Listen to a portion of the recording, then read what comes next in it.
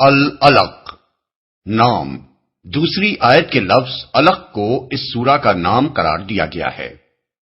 زمانہ نزول، اس سورت کے دو حصے ہیں۔ پہلا حصہ اقرا سے شروع ہو کر 5ویں آیت کے الفاظ ما لم یعلم پر ختم ہوتا ہے، اور دوسرا حصہ کلا ان الانسان لیطغی سے شروع ہو کر آخر سورت تک چلتا ہے۔ پہلے حصے کے متعلق علماء امت کی عظیم اکثریت اس بات پر متفق ہے کہ یہ سب سے پہلی وحی ہے جو رسول اللہ صلی اللہ علیہ وسلم پر نازل ہوئی۔ اس معاملے میں حضرت عائشہ رضی اللہ عنہا کی وہ حدیث جسے امام احمد، بخاری، مسلم اور دوسرے محدثین نے متعدد سندوں سے نقل کیا ہے، صحیح ترین احادیث میں شمار ہوتی ہے، اور اس میں حضرت عائشہ رضی اللہ عنہا نے خود رسول اللہ صلی اللہ علیہ وسلم سے سن کر آغاز وحی کا پورا قصہ بیان کیا ہے۔ اس کے علاوہ ابن عباس رضی اللہ عنہ، ابو موسیٰ اشعری رضی اللہ عنہ اور صحابہ کی ایک جماعت سے بھی یہی بات منقول ہے کہ قرآن کی سب سے پہلی آیات جو حضور صلی اللہ علیہ وسلم پر نازل ہوئیں وہ یہی تھیں۔ دوسرا حصہ بعد میں اس وقت نازل ہوا جب رسول اللہ صلی اللہ علیہ وسلم نے حرم میں نماز پڑھنی شروع کی اور ابو جہل نے آپ کو دھمکیاں دے کر اس سے روکنے کی کوشش کی۔ آغاز وحی، محدثین نے آغاز وحی کا قصہ اپنی اپنی سندوں کے ساتھ امام زہری سے، اور انہوں نے حضرت عروہ بن زبیر سے، اور انہوں نے اپنی خالہ حضرت عائشہ سے نقل کیا ہے۔ وہ فرماتی ہیں کہ رسول اللہ صلی اللہ علیہ وسلم پر وحی کی ابتدا سچے اور بعض روایات میں ہے اچھے خوابوں کی شکل میں ہوئی۔ آپ جو خواب بھی دیکھتے وہ ایسا ہوتا کہ جیسے آپ دن کی روشنی میں دیکھ رہے ہیں۔ پھر آپ تنہائی پسند ہو گئے اور کئی شب و روز غار حرا میں رہ کر عبادت کرنے لگے۔ حضرت عائشہ نے تحنس کا لفظ استعمال کیا ہے، جس کی تشریح امام زہری نے تعبد سے کی ہے۔ یہ کسی طرح کی عبادت تھی جو آپ کرتے تھے، کیونکہ اس وقت تک اللہ تعالی کی طرف سے آپ کو عبادت کا طریقہ نہیں بتایا گیا تھا۔ آپ کھانے پینے کا سامان گھر سے لے جا کر وہاں چند روز گزارتے، پھر حضرت خدیجہ کے پاس واپس آتے اور وہ مزید چند روز کے لیے سامان آپ کے لیے مہیا کر دیتی تھیں۔ ایک روز جب کہ آپ غار حرا میں تھے، یک آپ پر وحی نازل ہوئی اور فرشتے نے آ کر آپ سے کہا پڑھو۔ اس کے بعد حضرت عائشہ خود رسول اللہ صلی اللہ علیہ وسلم کا قول نقل کرتی ہیں کہ میں نے کہا میں تو پڑا ہوا نہیں ہوں۔ اس پر فرشتے نے مجھے پکڑ کر بھینچا، یہاں تک کہ میری قوت برداشت جواب دینے لگی۔ پھر اس نے مجھے چھوڑ دیا اور کہا پڑھو۔ میں نے کہا میں تو پڑا ہوا نہیں ہوں۔ اس نے دوبارہ مجھے بھینچا اور میری قوت برداشت جواب دینے لگی۔ پھر اس نے مجھے چھوڑ دیا اور کہا پڑھو۔ میں نے پھر کہا میں تو پڑا ہوا نہیں ہوں۔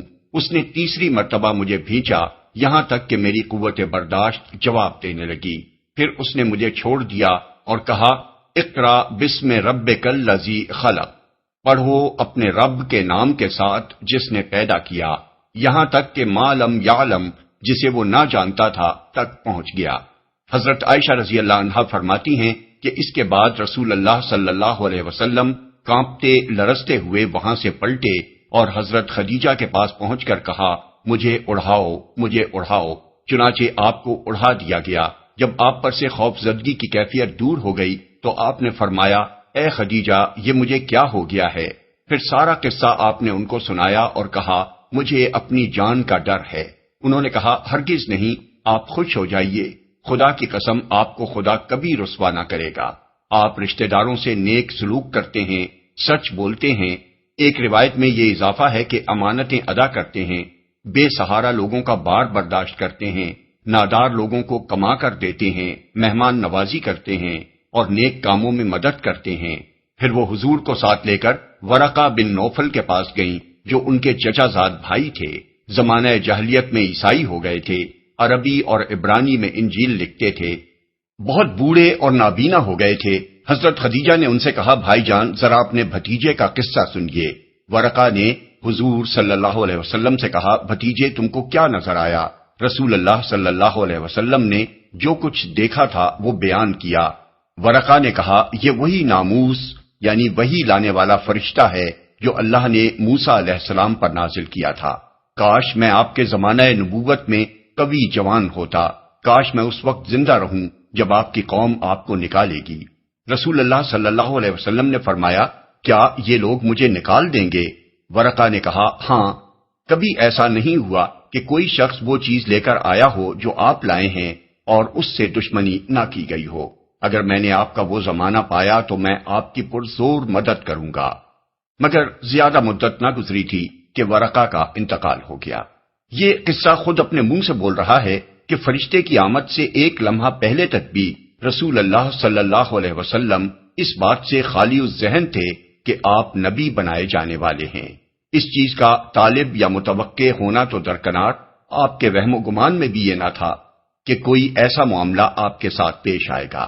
وحی کا نزول اور فرشتے کا اس طرح سامنے آنا آپ کے لیے اچانک ایک حادثہ تھا، جس کا پہلا تاثر آپ کے اوپر وہی ہوا جو ایک بے خبر انسان پر اتنے بڑے ایک حادثے کے پیش آنے سے فطری طور پر ہو سکتا ہے۔ یہی وجہ ہے کہ جب آپ اسلام کی دعوت لے کر اٹھے تو مکے کے لوگوں نے آپ پر ہر طرح کے اعتراضات کیے، مگر ان میں کوئی یہ کہنے والا نہ تھا کہ ہم کو تو پہلے ہی یہ خطرہ تھا کہ آپ کوئی دعویٰ کرنے والے ہیں، کیونکہ آپ ایک مدت سے نبی بننے کی تیاریاں کر رہے تھے۔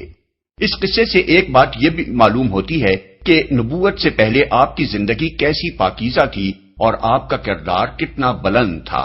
حضرت خدیجہ رضی اللہ عنہا کوئی کم سن خاتون نہ تھیں، بلکہ اس واقعے کے وقت ان کی عمر 55 سال تھی اور 15 سال سے وہ حضور صلی اللہ علیہ وسلم کی شریک زندگی تھیں۔ بیوی سے شوہر کی کوئی کمزوری چھپی نہیں رہ سکتی۔ انہوں نے اس طویل ازدواجی زندگی میں آپ کو اتنا عالی مرتبہ انسان پایا تھا کہ جب حضور صلی اللہ علیہ وسلم نے ان کو غار حرا میں پیش آنے والا واقعہ سنایا تو بلا تعمل انہوں نے یہ تسلیم کر لیا کہ فی الواقع اللہ کا فرشتہ ہی آپ کے پاس وہی لے کر آیا تھا۔ اسی طرح ورقہ بن نوفل بھی مکہ کے ایک بوڑھے باشندے تھے، بچپن سے حضور صلی اللہ علیہ وسلم کی زندگی دیکھتے چلے آ رہے تھے اور 15 سال کی قریبی رشتہ داری کی بنا پر تو وہ آپ کے حالات سے اور بھی زیادہ گہری واقفیت رکھتے تھے۔ انہوں نے بھی جب یہ واقعہ سنا تو اسے کوئی وسوسہ نہیں سمجھا، بلکہ سنتے ہی کہہ دیا کہ یہ وہی ناموس ہے جو موسیٰ علیہ السلام پر نازل ہوا تھا۔ اس کے معنی یہ ہیں کہ ان کے نزدیک بھی آپ اتنے بلند پایا انسان تھے کہ آپ کا نبوت کے منصب پر سرفراز ہونا کوئی قابل تعجب امر نہ تھا۔ دوسرے حصے کی شان نزول۔ اس سورہ کا دوسرا حصہ اس وقت نازل ہوا جب رسول اللہ صلی اللہ علیہ وسلم نے حرم میں اسلامی طریقے پر نماز پڑھنی شروع کی اور ابو جہل نے آپ کو ڈرا دھمکا کر اس سے روکنا چاہا۔ معلوم ایسا ہوتا ہے کہ نبی ہونے کے بعد قبل اس کے کہ حضور صلی اللہ علیہ وسلم اسلام کی علانیہ تبلیغ کا آغاز کرتے، آپ نے حرم میں اس طریقے پر نماز ادا کرنی شروع کر دی جو اللہ تعالیٰ نے آپ کو سکھائی تھی، اور یہی وہ چیز تھی جس سے قریش نے پہلی مرتبہ یہ محسوس کیا کہ آپ کسی نئے دین کے پیرو ہو گئے ہیں۔ دوسرے لوگ تو اسے حیرت ہی کی نگاہ سے دیکھ رہے تھے، مگر ابو جہل کی رگے جاہلیت اس پر پھڑک اٹھی اور اس نے آپ کو دھمکانا شروع کر دیا کہ اس طریقے پر حرم میں عبادت نہ کریں۔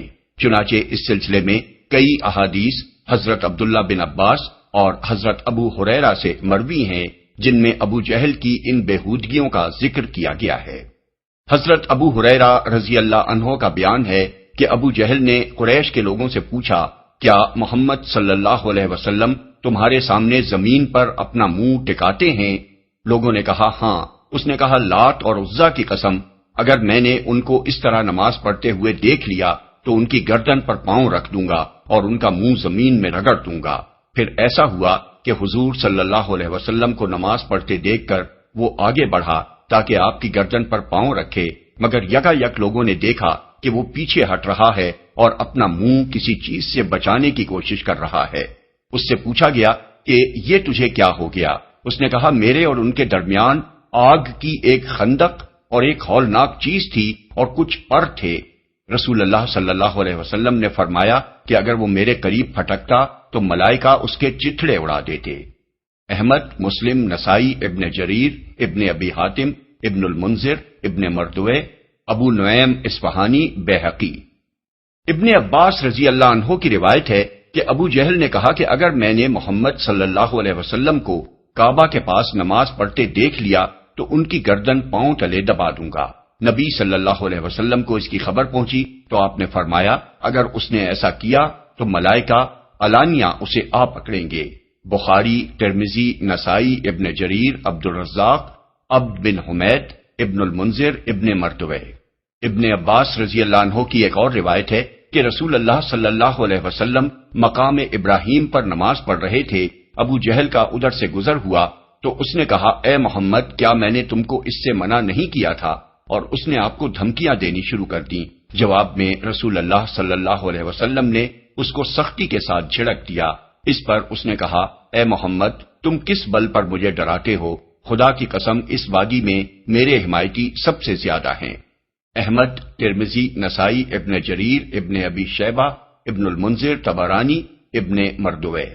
انہی واقعات پر اس سورہ کا وہ حصہ نازل ہوا جو کلا ان الانسان لیطغی سے شروع ہوتا ہے۔ قدرتی طور پر اس حصے کا مقام وہی ہونا چاہیے تھا جو قرآن کی اس سورت میں رکھا گیا ہے، کیونکہ پہلی وحی نازل ہونے کے بعد اسلام کا اولین اظہار حضور صلی اللہ علیہ وسلم نے نماز ہی سے کیا تھا، اور کفار سے آپ کی مٹ بھیڑ کا آغاز بھی اسی واقعے سے ہوا تھا۔ بسم اللہ الرحمن الرحیم۔ شروع اللہ کے نام سے جو رحمان و رحیم ہے۔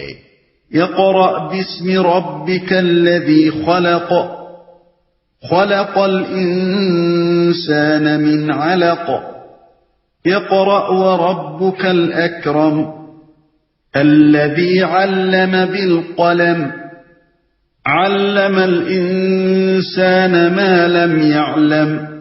پڑھو اے نبی اپنے رب کے نام کے ساتھ جس نے پیدا کیا، جمے ہوئے خون کے ایک لوتھڑے سے انسان کی تخلیق کی۔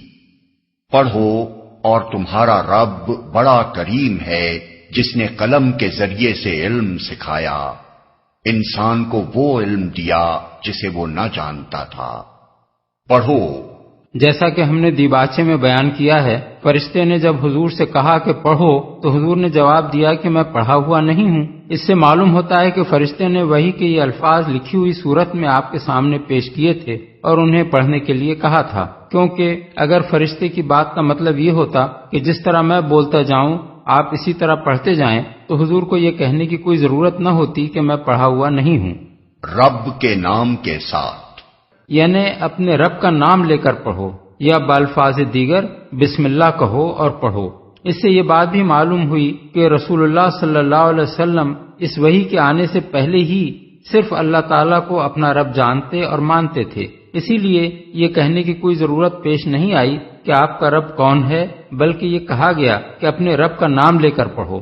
جس نے پیدا کیا، مطلقاً پیدا کیا فرمایا گیا ہے، یہ نہیں کہا گیا کہ کس کو پیدا کیا۔ اس سے خود بخود یہ مفہوم نکلتا ہے کہ اس رب کا نام لے کر پڑھو جو خالق ہے، جس نے ساری کائنات کو اور کائنات کی ہر چیز کو پیدا کیا ہے۔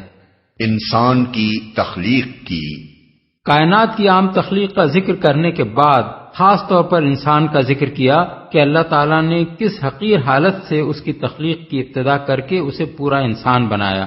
علق جمع ہے علقہ کی، جس کے معنی جمے ہوئے خون کے ہیں۔ یہ وہ ابتدائی حالت ہے جو استقرار حمل کے بعد پہلے چند دنوں میں رونما ہوتی ہے، پھر وہ گوشت کی شکل اختیار کرتی ہے اور اس کے بعد بتدریج اس میں انسانی صورت بننے کا سلسلہ شروع ہوتا ہے۔ علم سکھایا، یعنی یہ اس کا انتہائی کرم ہے کہ اس حقیر ترین حالت سے ابتدا کر کے اس نے انسان کو صاحب علم بنایا جو مخلوقات کی بلند ترین صفت ہے، اور صرف صاحب علم ہی نہیں بنایا بلکہ اس کو قلم کے استعمال سے لکھنے کا فن سکھایا جو بڑے پیمانے پر علم کی اشاعت، ترقی اور نسلاً بعد نسلاً اس کے بقا اور تحفظ کا ذریعہ بنا۔ اگر وہ الہامی طور پر انسان کو قلم اور کتابت کے فن کا یہ علم نہ دیتا تو انسان کی علمی قابلیت ٹھٹر کر رہ جاتی اور اسے نشو و نما پانے، پھیلنے اور ایک نسل کے علوم دوسری نسل تک پہنچنے اور آگے مزید ترقی کرتے چلے جانے کا موقع ہی نہ ملتا، جسے وہ نہ جانتا تھا۔ یعنی انسان اصل میں بالکل بے علم تھا، اسے جو کچھ بھی علم حاصل ہوا اللہ کے دینے سے حاصل ہوا۔ اللہ ہی نے جس مرحلے پر انسان کے لیے علم کے جو دروازے کھولنے چاہے وہ اس پر کھلتے چلے گئے۔ یہی بات ہے جو آیت الکرسی میں اس طرح فرمائی گئی ہے کہ وَلَا يُحِيطُونَ بِشَيْءٍ مِّنْ عِلْمِهِ إِلَّا بِمَا شَاءَ، یعنی اور لوگ اس کے علم میں سے کسی چیز کا احاطہ نہیں کر سکتے سوائے اس کے جو وہ خود چاہے۔ سورہ البقرہ آیت 255۔ جن جن چیزوں کو بھی انسان اپنی علمی دریافت سمجھتا ہے، در حقیقت وہ پہلے اس کے علم میں نہ تھیں، اللہ تعالیٰ ہی نے جب چاہا ان کا علم اسے دیا، بغیر اس کے کہ انسان یہ محسوس کرتا کہ یہ علم اللہ اسے دے رہا ہے۔ یہاں تک وہ آیات ہیں جو سب سے پہلے رسول اللہ صلی اللہ علیہ وسلم پر نازل کی گئی، جیسا کہ حضرت عائشہ کی حدیث سے معلوم ہوتا ہے، یہ پہلا تجربہ اتنا سخت تھا کہ حضور اس سے زیادہ کے متحمل نہ ہو سکتے تھے، اس لیے اس وقت صرف یہ بتانے پر اکتفا کیا گیا کہ وہ رب جس کو آپ پہلے سے جانتے اور مانتے ہیں آپ سے براہ راست مخاطب ہے، اس کی طرف سے آپ پر وحی کا سلسلہ شروع ہو گیا ہے اور آپ کو اس نے اپنا نبی بنا لیا ہے۔ اس کے بعد ایک مدت بعد سورہ مدثر کی ابتدائی آیات نازل ہوئیں جن میں آپ کو بتایا گیا کہ نبوت پر مامور ہونے کے بعد اب آپ کو کام کیا کرنا ہے۔ تشریح کے لیے ملاحظہ ہو تفہیم القرآن جلد 6 سورہ المدثر دیباچہ۔ کلا ان الانسان لیطغی ان رآہ استغنی ان الی ربک الرجعی۔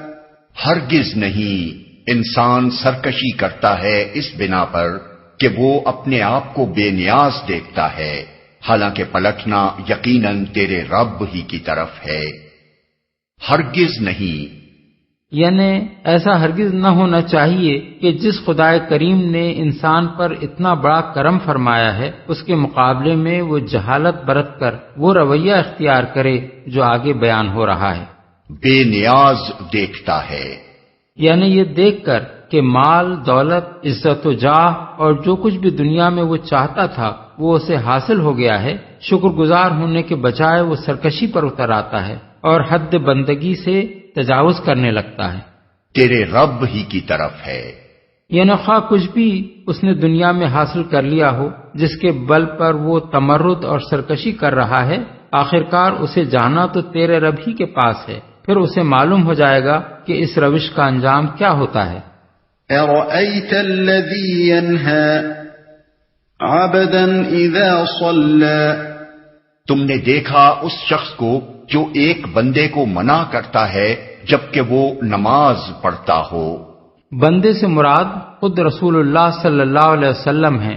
اس طریقے سے حضور کا ذکر قرآن مجید میں متعدد مقامات پر کیا گیا ہے، مثلا سبحان الذی اسری بعبدہ لیلا من المسجد الحرام الی المسجد الاقصی، سورہ بنی اسرائیل آیت 1، یعنی پاک ہے وہ جو لے گیا اپنے بندے کو ایک رات مسجد حرام سے مسجد اقصی کی طرف۔ الحمدللہ الذی انزل علی عبدہ الکتاب، سورہ الکہف آیت 1، یعنی تعریف ہے اس خدا کے لیے جس نے اپنے بندے پر کتاب نازل کی۔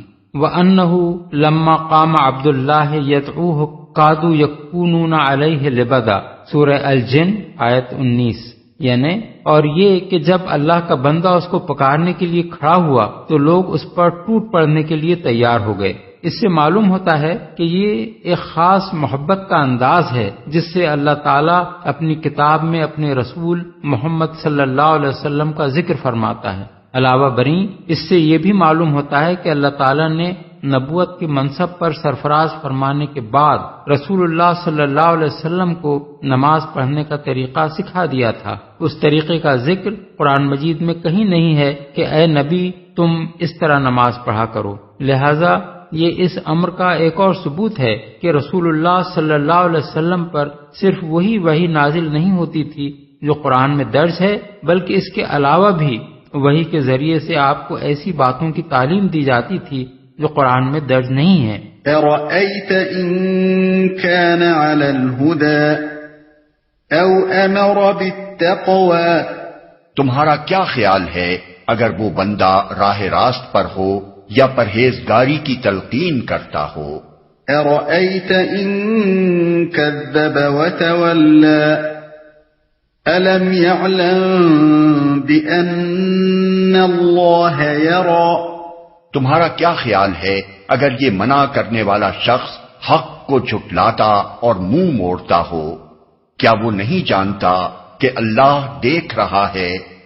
بظاہر ایسا معلوم ہوتا ہے کہ یہاں ہر انصاف پسند شخص مخاطب ہے۔ اس سے پوچھا جا رہا ہے کہ تم نے دیکھی اس شخص کی حرکت جو خدا کی عبادت کرنے سے ایک بندے کو روکتا ہے؟ تمہارا کیا خیال ہے اگر وہ بندہ راہ راست پر ہو یا لوگوں کو خدا سے ڈرنے اور برے کاموں سے روکنے کی کوشش کرتا ہو اور یہ منع کرنے والا حق کو جھٹلاتا اور اس سے منہ موڑتا ہو تو اس کی یہ حرکت کیسی ہے؟ کیا یہ شخص یہ روش اختیار کر سکتا تھا اگر اسے یہ معلوم ہوتا کہ اللہ تعالیٰ اس بندے کو بھی دیکھ رہا ہے جو نیکی کا کام کرتا ہے اور اس کو بھی دیکھ رہا ہے جو حق کو جھٹلانے اور اسے روگردانی کرنے میں لگا ہوا ہے؟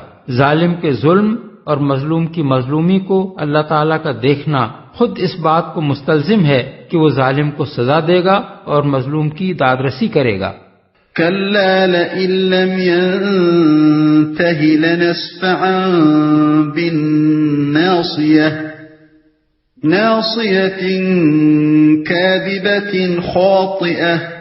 ہرگز نہیں، اگر وہ باز نہ آیا تو ہم اس کی پیشانی کے بال پکڑ کر اسے کھینچیں گے، اس پیشانی کو جو جھوٹی اور سخت خطا کار ہے۔ ہرگز نہیں، یعنی یہ شخص جو دھمکی دیتا ہے کہ اگر محمد صلی اللہ علیہ وسلم نماز پڑھیں گے تو وہ ان کی گردن کو پاؤں سے دبا دے گا، یہ ہرگز ایسا نہ کر سکے گا، سخت خطا کار ہے۔ پیشانی سے مراد یہاں پیشانی والا شخص ہے۔ فَلْيَدْعُ نَادِيَهْ سَنَدْعُ الزَّبَانِيَةَ۔ آیت سجدہ۔ كَلَّا لَا تُطِعْهُ وَاسْجُدْ وَاقْتَرِب۔ وہ بلا لے اپنے حامیوں کی ٹولی کو، ہم بھی عذاب کے فرشتوں کو بلا لیں گے۔ ہرگز نہیں، اس کی بات نہ مانو اور سجدہ کرو اور اپنے رب کا قرب حاصل کرو۔ حامیوں کی ٹولی کو، جیسا کہ ہم نے دیباچے میں بیان کیا ہے، ابو جہل کے دھمکی دینے پر جب رسول اللہ صلی اللہ علیہ وسلم نے اس کو جھڑک دیا تھا تو اس نے کہا تھا کہ اے محمد، تم کس بل پر مجھے ڈراتے ہو؟ خدا کی قسم، اس وادی میں میرے حمایتی سب سے زیادہ ہیں۔ اس پہ فرمایا جا رہا ہے کہ یہ بلا لے اپنے حمایتیوں کو، فرشتوں کو بلا لیں گے۔ اصل میں زبانیہ کا لفظ استعمال کیا گیا ہے جو قتادہ کی تشریح کے مطابق کلام عرب میں پولیس کے لیے بولا جاتا ہے، اور زبن کے اصل معنی دھکا دینے کے ہیں۔ بادشاہوں کے ہاں چوبدار بھی اس غرض کے لیے ہوتے تھے کہ جس پر بادشاہ ناراض ہو اسے وہ دھکے دے کر نکال دیں۔ بس اللہ تعالیٰ کے ارشاد کا مطلب یہ ہے کہ یہ اپنے حمایتیوں کو بلا لے، ہم اپنی پولیس یعنی ملائکہ عذاب کو بلا لیں گے کہ وہ اس کی اور اس کے حمایتیوں کی خبر لیں۔ قرب حاصل کرو۔ سجدہ کرنے سے مراد نماز ہے، یعنی اے نبی تم بے خوف اسی طرح نماز پڑھتے رہو جس طرح پڑھتے رہے ہو، اور اس کے ذریعے سے اپنے رب کا قرب حاصل کرو۔ صحیح مسلم وغیرہ میں حضرت ابو ہریرہ کی روایت ہے کہ بندہ سب سے زیادہ اپنے رب سے اس وقت قریب ہوتا ہے جب وہ سجدے میں ہوتا ہے، اور مسلم میں حضرت ابو ہریرہ کی یہ روایت بھی آئی ہے کہ جب رسول اللہ صلی اللہ علیہ وسلم یہ آیت پڑھتے تھے تو سجدہ تلاوت